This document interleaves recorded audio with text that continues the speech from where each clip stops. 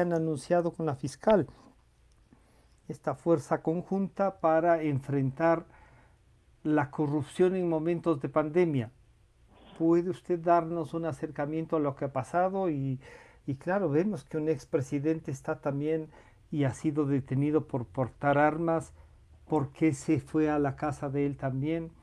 En fin, bienvenida, buenos días, ministra.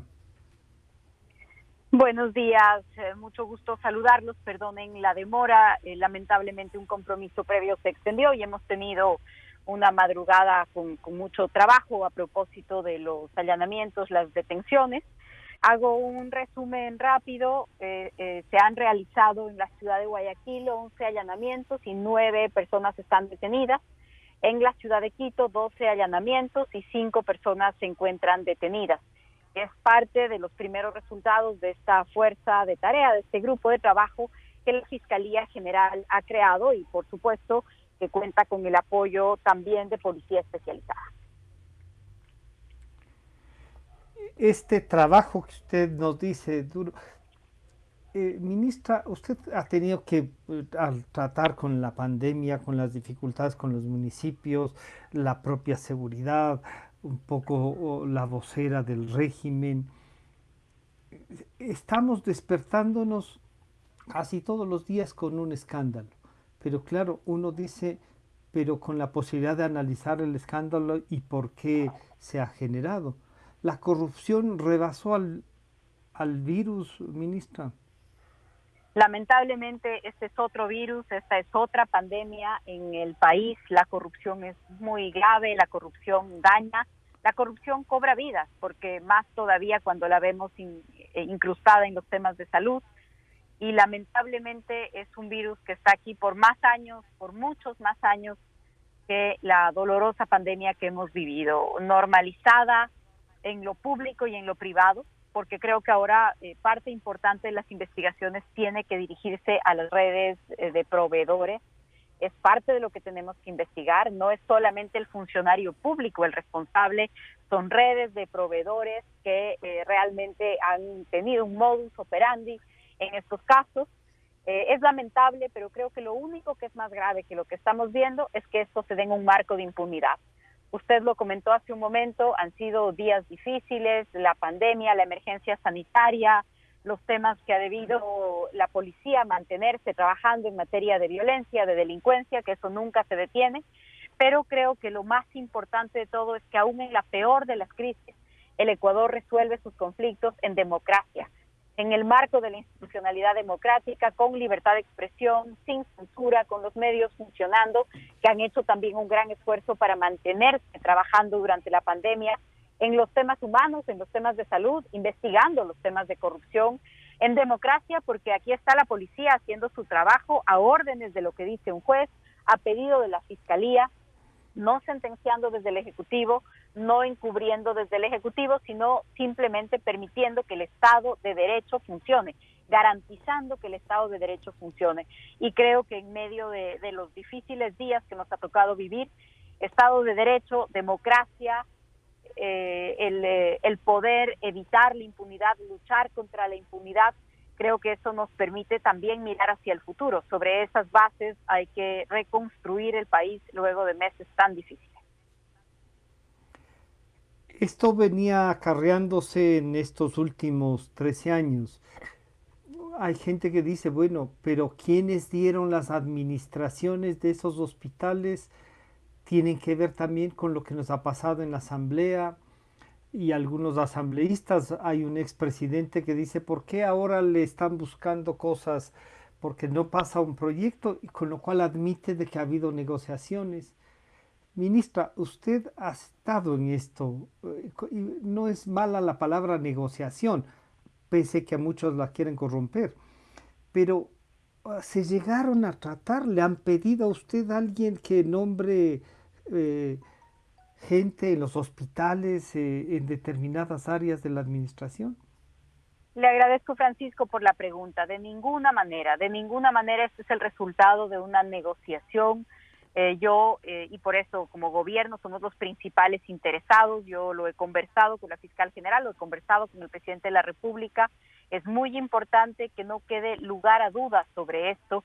Lamentablemente muchas de estas mafias, muchos intereses se han dirigido al sector de la salud porque es un sector en el que no dejó de haber dinero en el gobierno, en la realidad económica, con la política de austeridad, pero sobre todo con el peso de la realidad de un gasto que era insostenible. Pues este no es un gobierno en el que hay mega obras, refinerías, canchones, miles de kilómetros de carreteras con sobreprecios.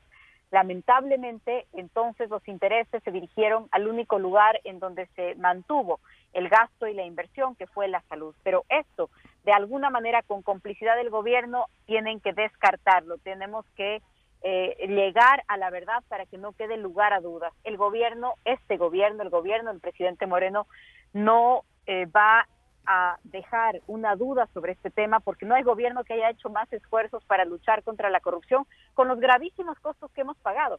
Mire usted, Francisco, si tal vez tenemos una asamblea en la que contemos con alguna comodidad, con algún margen de comodidad, con una asamblea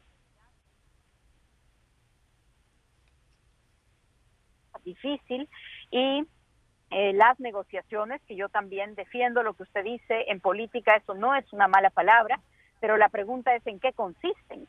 Las negociaciones han sido negociaciones programáticas, han sido negociaciones políticas en el mejor sentido, sobre temas en común, con bancadas legislativas estructuradas. No hemos desestructurado una bancada, no nos hemos llevado asambleístas, no tenemos mayorías flotantes. Tenemos una coalición de gobernabilidad, de gobierno, con la que hemos tenido diferencias, con las que hemos tenido momentos de rompimiento, con la que hemos tenido dificultades, por supuesto que sí, pero ahí están sobre la mesa, dificultades y diferencias porque hubo un desacuerdo sobre un tema en el Consejo Electoral, coincidencias porque estamos de acuerdo con la ley de apoyo humanitario, diferencias en otros temas en los que nos ha resultado imposible poder aprobar una ley. En este marco, nosotros hemos mantenido y nos vamos a mantener. La política no es un botín, nosotros no lo haremos, de ninguna manera lo permitiremos. Lamentablemente hay muchos sectores que todavía funcionan así.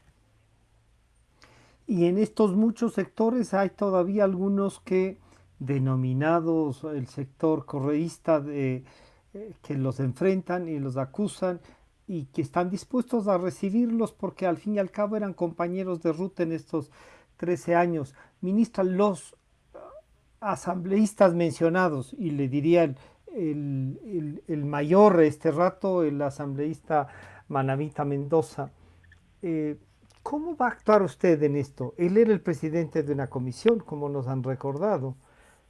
Si tiene que ver su asesor, si hay una vinculación y la fiscal le dice, hay que pedir entonces que el levantamiento de inmunidad para iniciar un proceso. Usted ha hecho un seguimiento, sé que no le corresponde sino a las autoridades, pero cuando vemos una jueza que la propia fiscal nos cuenta que ha intentado frenar las investigaciones, ¿cómo actuar entonces? ¿Cómo articular esta voluntad que usted manifiesta del gobierno? En el caso del Hospital de Pedernales, Francisco, tal vez a diferencia de otros casos, no solo que hemos hecho el seguimiento, sino que nosotros abrimos el caso, nosotros hicimos la denuncia. Cuando este hospital se adjudicó por primera vez, fue la entonces Secretaría Anticorrupción del Gobierno la que descubrió que las garantías de cumplimiento del contrato eran garantías falsas. Y se dio de baja el contrato, se volvió a hacer otro proceso de adjudicación, hemos seguido muy de cerca el proceso. Por eso, cuando seguíamos el proceso, investigábamos el proceso y empezamos a ver irregularidades en el pago, en el desembolso del adelanto, porque es apenas en esta fase que se encontraba el Hospital de Pedernales. Cuando vimos estas irregularidades, abrimos una investigación penal con Fiscalía, identificamos a las personas que supuestamente o presuntamente estarían haciendo mal uso de ese anticipo y se continuó las investigaciones. Lamentablemente, una de estas personas era un asesor del asambleísta Mendoza, también asambleísta por la provincia de Manabí, presidiendo una comisión en la Asamblea Nacional. Creo que él ha tenido la precaución de encargar esa presidencia, de no encargarse de la moción de las leyes, porque además coincidió que las detenciones se dieron en ese momento. Hace unos minutos en un canal de televisión nacional yo he comentado esto, porque la periodista me preguntó por qué se dio ese día que se debatían las leyes de detenciones. Bueno, porque ese día fueron a cambiar los cheques y teníamos 3 meses de seguimiento, incluso de escuchas autorizadas evidentemente por jueces, y la decisión de policía y fiscalía era actuar el momento en que los involucrados tengan el dinero en sus manos. El dinero en sus manos implicaba ir a cambiar unos cheques, hicieron el cambio de cheques ese día y en ese momento operó la Policía Nacional y la Fiscalía General del Estado y la Fiscalía en este caso de la provincia de Manabí. A todos los casos hay que darles el seguimiento necesario en democracia, en un Estado de Derecho, que ninguna persona inocente resulte involucrada, pero que cualquiera que sea culpable tenga que rendir cuentas independientemente de su posición, de su poder, de su nivel de influencia. Eso es lo que deberíamos esperar, eso es lo que deberíamos exigir. Ningún inocente involucrado y todos los culpables rindiendo cuentas y asumiendo las consecuencias de sus actos. ¿Usted tiene conocimiento dónde se encuentra el asambleísta Mendoza? Entiendo que se encuentra en la provincia de Manabí, sí, entiendo que se encuentra en la provincia de Manabí. Hay otro tema también que ha salido, ¿no?, a la luz pública, el tema de esta compra de terrenos por un valor mayor a 5 veces por el ISPOL. ¿Le han informado algo sobre esto, ministra? Sí, bueno, también hemos entregado esta información a la Fiscalía General el día de ayer. Es muy importante este tema. En mi calidad de ministra de Gobierno presido el directorio del ISPOL. El Instituto de Seguridad Social de la Policía es algo muy preciado, muy sensible para las filas de la Policía Nacional, porque ahí se encuentra depositado su futuro y el futuro de su familia, sus pensiones, el cobro que le pagarían a sus hijos, a su esposa, si es que un policía muere en cumplimiento de su deber. Ahí se encuentra su jubilación, ahí se encuentra su futuro. Entonces, realmente el manejo del ISPOL es un asunto tremendamente delicado con el que el gobierno está comprometido. Fue parte del debate en la Ley de Finanzas Públicas, pero ya llevamos meses poniendo también en el ISPOL la casa en orden, aclarando las inversiones, identificando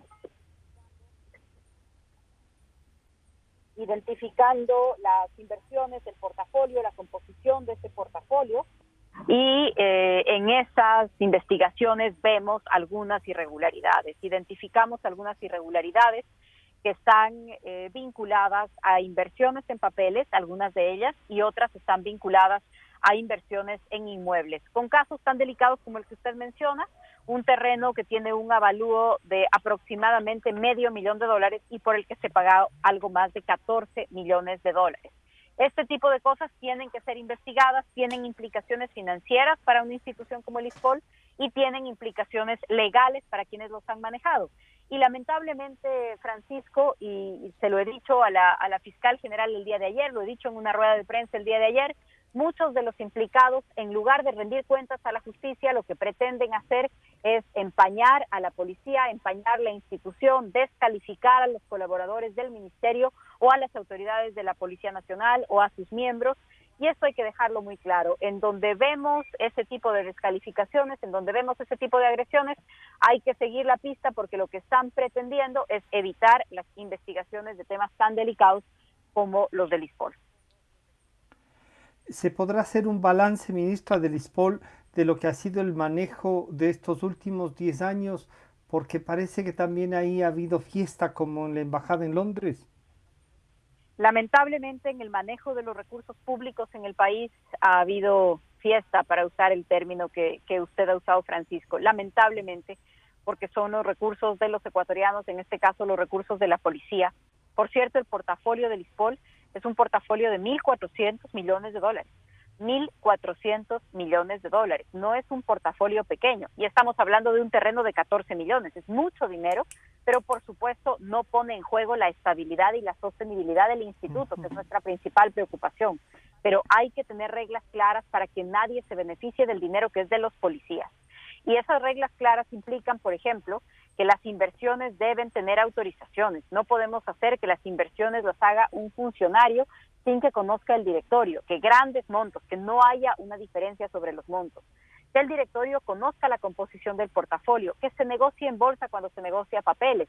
Es decir, tener reglas claras para el manejo de una institución que necesita sostenibilidad, que necesita solidez, y al tratarse del dinero de la policía, incluso tener una regla sobre en qué puede invertir y en qué no puede invertir la policía, de quién puede ser socio y de quién no debería ser socio la policía, porque los intereses que se juegan en términos generales, cuando hablamos de la institución encargada de la seguridad y de las investigaciones en el país, son intereses muy sensibles. Entonces, esto es lo que estamos trabajando con acciones correctivas, en donde vemos irregularidades, van a la Fiscalía, tenemos una auditoría de la Superintendencia de Bancos, y vamos a poner también en ese sentido la casa en orden, las inversiones de la Policía Nacional Segura y por supuesto no permitir que se pretenda el descrédito, la agresión a los directivos, a los colaboradores del Ministerio, de la Policía para esconder lo que debe ser investigado.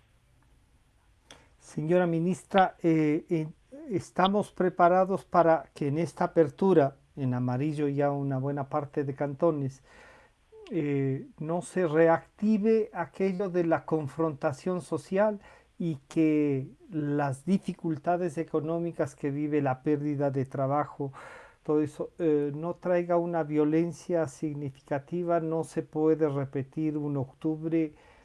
La ministra del Interior ha logrado monitorear todo eso.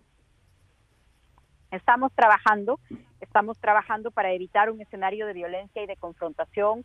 De ninguna manera tenemos previsto algo como lo de octubre, porque además el país, la propia población no lo permitiría.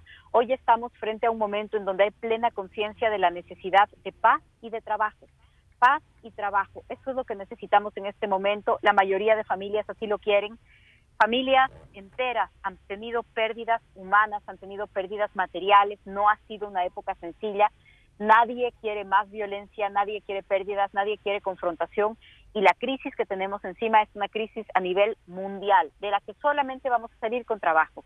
Hace unos días me decían a mí qué opino de unas manifestaciones que se están anunciando.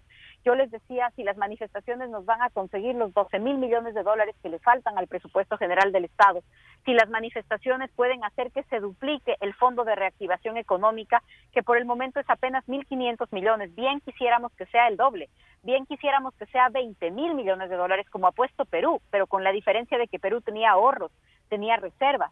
Si es que en alguna manifestación conseguimos esos 12,000, conseguimos esos 1.500 o conseguimos los 20,000 de Perú, que nos avisen para salir nosotros también en la manifestación.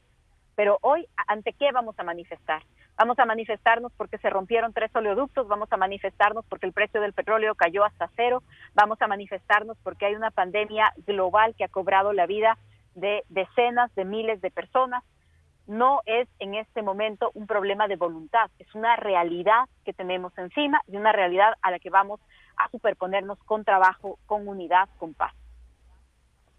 Muchísimas gracias a la ministra, la doctora María Paula Romo. Estaremos en contacto, señora ministra. Un abrazo, Francisco, muchas gracias a ustedes, un saludo a sus oyentes. Muchas gracias también, y de inmediato saludamos al doctor Agustín Albán. Él es el secretario de la CENACIT, pero además el vocero y presidente del COE de Quito, ¿no? De la capital, de Pichincha. Doctor Albán, buenos días. ¿Cómo avanza ya esta mañana el semáforo en amarillo, para decirlo así, en la ciudad capital? Buenos días, bienvenido.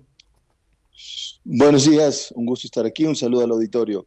Se está monitoreando desde la mañana la movilidad de la ciudad a través del ECU 911 y sus cámaras, y la verdad es que avanza con toda normalidad. Hemos visto un comportamiento ordenado, hemos visto un comportamiento racional, hemos visto una ciudad que no ha saturado el transporte. Evidentemente hay mucho menos ciudadanos en la calle al no haber, por ejemplo, los servidores públicos, o al estar la mitad del aparato productivo privado, etcétera. Entonces, creo y estoy seguro que ha sido un buen arranque, ha sido un arranque auspicioso, se ve orden en la gente, se ve mascarillas, se ve el distanciamiento, entonces, bastante O sea, satisfechos. Es hay una un medida buen evidentemente comportamiento compleja, pero entonces de bastante la satisfechos ciudadanía. con el arranque del cambio de color del semáforo. Ya.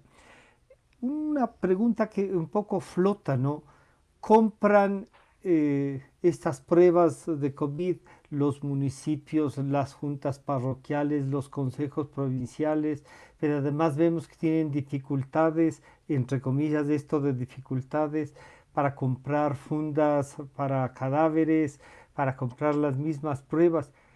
Doctor Albán, en el COE se ha analizado, aquí en el de Pichincha, el de Quito, esto de que cualquiera puede comprar, para qué pueden comprar y por qué están haciendo esas inversiones. ¿Han A ver, analizado ustedes? hubo una delegación específica del COE nacional y provincial donde se facultaba hacer estas compras por la emergencia sanitaria. Pero hagamos una distinción muy importante. Una cosa es hacer compras y otra cosa es hacerlas mal o hacer las compras de productos incorrectos, ¿no? ¿Qué quiere decir esto? Eh, ¿qué, qué, ¿Qué quiere decir esto? Que evidentemente han habido, por ejemplo, las pruebas que nos hubiera gustado tener, las pruebas rápidas, particularmente para Quito, eran parte del plan de regreso a esta nueva Sí. normalidad, el testeo, un testeo amplio de muchos números, de muchas pruebas. Evidentemente no hemos Era podido de contar con ellos 1500 desde la parte diarios, del dijeron. municipio. Ha habido algunas pruebas en algunos cantones que igualmente se han aplicado y con resultados muy claros. Nos ha permitido entender cómo está el nivel de contagio. El Ministerio de Salud Pública indudablemente ha tenido un número importante de pruebas, ha seguido con su trabajo, tanto de PCR como de antígeno, pero indudablemente contar con pruebas es parte importante de esta transición, sin duda. Doctor Albán, pero por ejemplo, vemos al Consejo Provincial de Pichincha comprando fundas para cadáveres. ¿Eso se discute? ¿Alguien les consulta para comprar o es una iniciativa de ellos y compran nomás? No saben para qué nomás, pero que compren. No, no, no, es algo que se discutió, pero evidentemente es facultad de cada uno de los cantones y en este caso el Consejo Provincial. Entonces, digamos, son decisiones dentro de un marco que autorizó el COE nacional y el COE provincial de apoyar en las compras para la emergencia sanitaria, se hizo bajo ese contexto. Esas compras, no sé, ¿hay alguna planificación del COE provincial que diga, a ver, en Quito, el municipio de Quito va a comprar 100.000 pruebas, de las cuales nos ofrecen 1.500 diarias para proveer al COE nacional una información y nos puede permitir tomar otras decisiones? Hay una programación que diga, está muriendo tanta gente todos los días, necesitamos las bolsas de cadáveres o ya no necesitamos bolsas de cadáveres. ¿Hay alguna programación así que nos permita organizar esto que parece que es un festín en la pandemia, señor doctor Albán? A ver, sí, indudablemente hubo, como digo, esta facultad de autorizar, esta facultad de compra a diferentes entidades, cantones, el Consejo Provincial, municipio de Quito. Eh, Se consultó con el Ministerio de Salud Pública de qué tipo de especificaciones, algunos les han seguido, otros veo que no. Eh, y evidentemente la planificación responde o respondió en la lógica del momento a algunas proyecciones de posibles contagios y mortalidad, etcétera. Ahora, que esas proyecciones no se hayan cumplido o quizá que se hayan llevado compras por encima de lo que se hubiera necesitado, pues puede resultar en parte de los problemas que estamos viviendo el día de hoy, indudablemente, ¿no?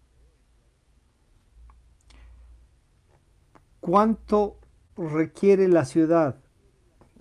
¿Qué necesidades tiene para ir cambiando de semáforo estas categorías de amarillo también que se han hecho en el COE cantonal? Usted diría, Quito puede estar en amarillo, ¿qué tiempo y qué condiciones debemos cumplir para cambiar, ojalá no de regreso al rojo, sino aumentar el amarillo, digámoslo así, doctor Albán? Claro, no, indudablemente estamos convencidos que Quito está listo y por eso el cambio. Si el cambio al amarillo obedece a una lógica, un análisis que nos llevó a tomar esta decisión del COE cantonal, evidentemente, con el apoyo del COE nacional y provincial, indudablemente. Entonces, Quito está listo, ¿no? Ahora, lo fundamental es lo que viene, ¿no? Y lo que viene depende de cada uno de nosotros. O sea, para evitar rebrotes, para evitar regresar a un color rojo, pues tenemos que seguir las reglas de sanidad, las reglas de distanciamiento, el comportamiento en el transporte público, respetar quién tiene que salir a la calle y quién no. Es decir, por ejemplo, detalles como tratar de llevar el cambio exacto para el transporte público para evitar el menor contacto posible, los espacios en las líneas de espera, el uso de mascarilla obligatoria en el transporte público. Es decir, las medidas que debemos de tomar y que están, son parte de la normativa, dependen de cada uno de nosotros. Es decir, tenemos que pasar este concepto de autocuidado. Es decir, no estoy esperando que un policía venga y me diga póngase la mascarilla o tome la distancia. No.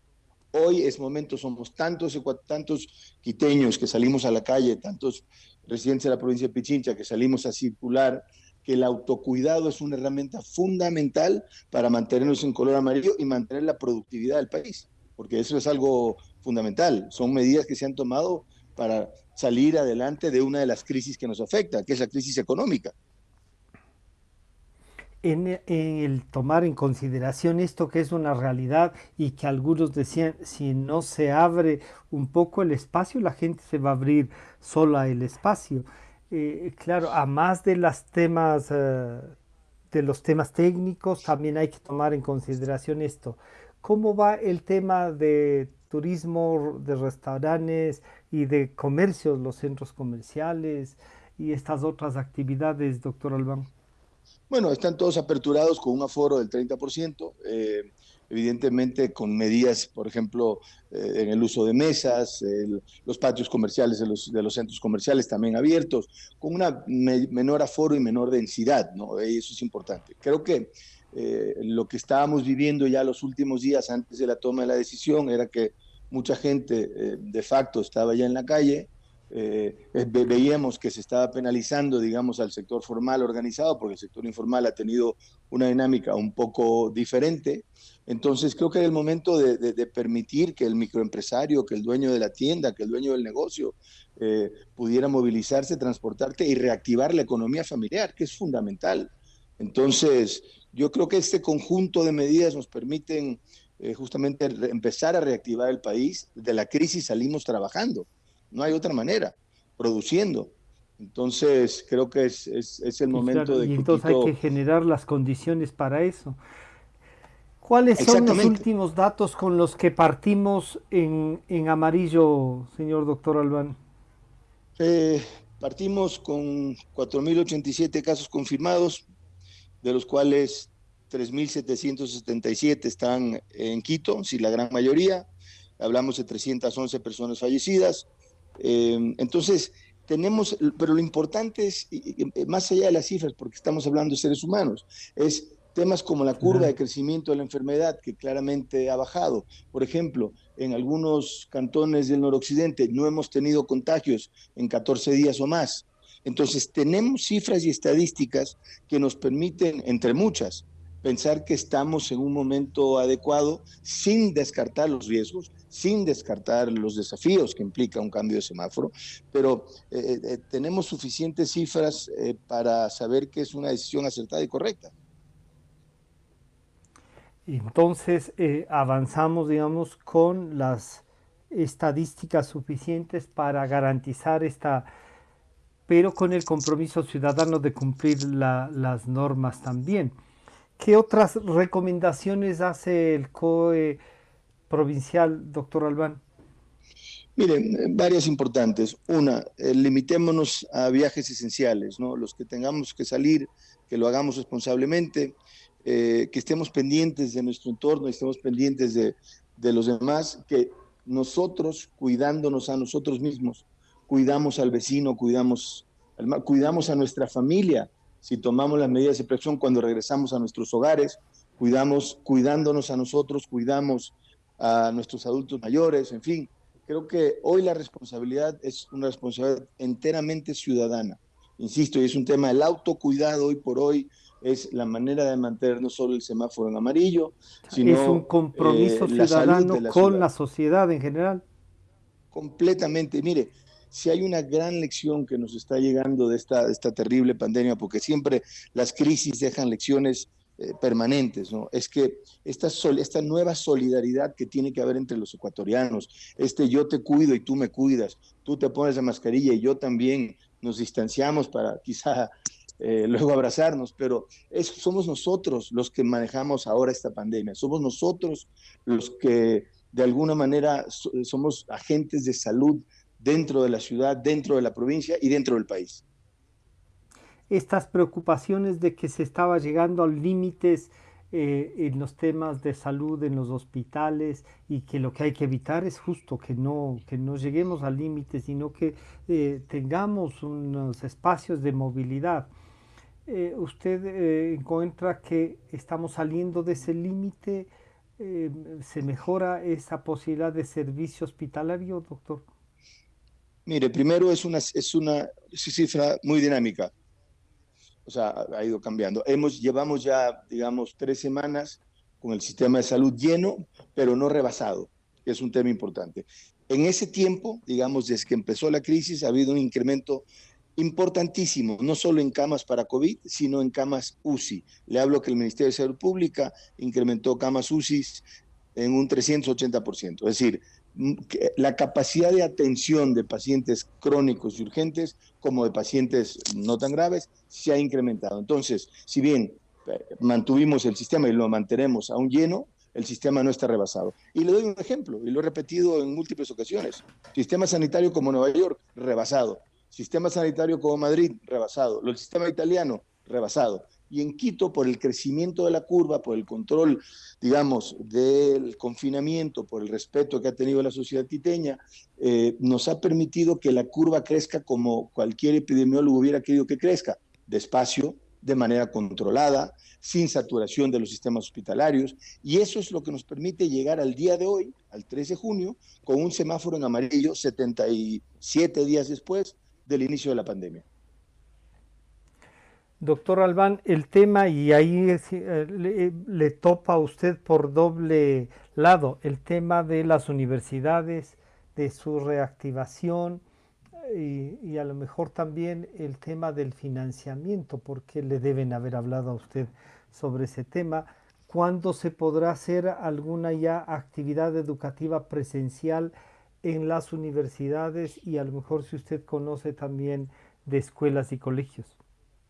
Mire, un poco lo que estamos viendo a nivel internacional en diferentes países que hemos monitoreado es que estamos pensando de llegar a, digamos, actividad presencial y será una nueva presencialidad, digamos, en septiembre, ¿no? Algunos países un poquito antes, pero estamos hablando de septiembre, octubre. Pero eso, claro, es una fecha que no está escrita en piedra, dependerá justamente de cómo evolucione este tránsito a los nuevos semáforos. Ese es, yo creo, que un tema fundamental que hay que mencionar. Dentro de eso, evidentemente, llegaremos a una nueva normalidad con un poco menos de presencialidad, digamos un modelo híbrido, un modelo bimodal, parte en línea, parte en clases, con horarios escalonados de uso de laboratorios, donde tengamos, por ejemplo, gran parte de la movilidad de la ciudad de Quito son los estudiantes, colegios y universidades. Entonces, mientras evitemos una menor movilidad, una menor presencialidad, también tendremos menos presión en el transporte público, ¿no? Entonces, yo creo que esos son los ejes sobre los que estamos trabajando.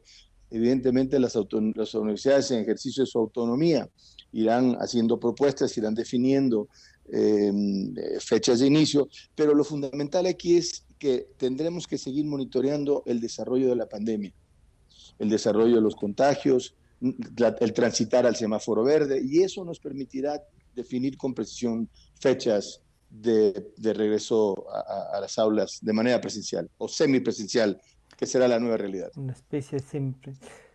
Para concluir, doctor Albán, ¿usted podría hacer una evaluación de lo que ha significado este experimento de educación en línea, pese a todas las carencias que se siente que en un 60% de estudiantes no tiene un acceso directo a estas plataformas, doctor Albán?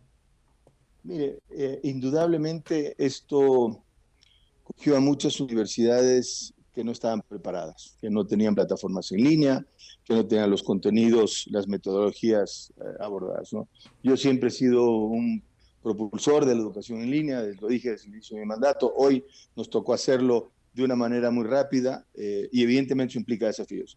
Más allá también del estado de preparación de las universidades, enfrentamos también temas de conectividad, es decir, hay familias que no cuentan o con un equipo o con la conectividad, y hay también temas de ruralidad. En todo esto está trabajando el Ministerio de Telecomunicaciones.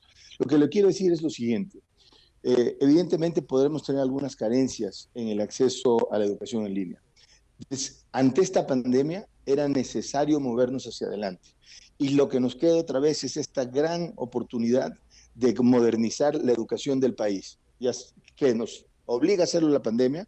Ahora, ante esta realidad, hagamos una educación en línea de mayor calidad, busquemos mayor conectividad para nuestros jóvenes y seguiremos trabajando en esa línea. Es decir, nos agarró a todos desprevenidos el tema este del COVID, lo cual no quiere decir que la respuesta no vaya en la dirección correcta. Yo creo que la respuesta ha sido adecuada, la gran parte de universidades ha hecho un esfuerzo impresionante, titánico por atender a sus jóvenes y alumnos, lo cual todo mi reconocimiento y todo mi apoyo, y seguiremos trabajando en mejorar estos dos aspectos que usted menciona, indudablemente.